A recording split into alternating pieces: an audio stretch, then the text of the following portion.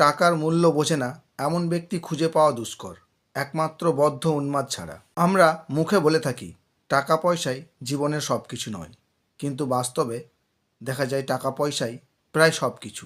কথায় আছে টাকায় বাঘের দুধও পাওয়া যায়, কথাটা একেবারে সত্যি কথা। আজকের যুগে টাকায় কি পাওয়া যায় না?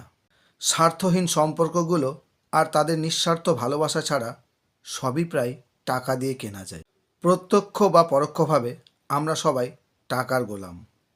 স্নেহ, মায়া, মমতা, মনুষ্যত্ব, বিবেকবোধ, আইন, বিচার, মান সম্মান সবই আজ টাকার কাছে বিক্রি।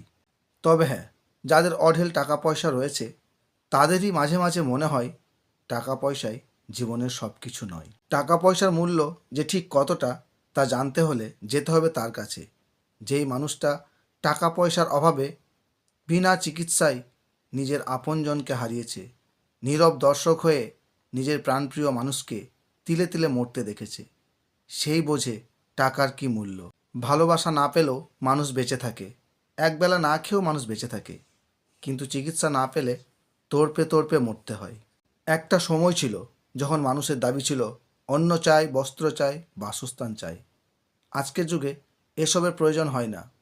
আজকের যুগে বাঁচতে শুধু একটু চিকিৎসা প্রয়োজন। কিন্তু দুঃখের বিষয়, আজকের যুগে এই চিকিৎসাই সবচেয়ে দুর্মূল্য। আর চিকিৎসা জগতে প্রবেশ করলেই হাড়ে হাড়ে টের পেয়ে যাবে যে টাকার কী মূল্য।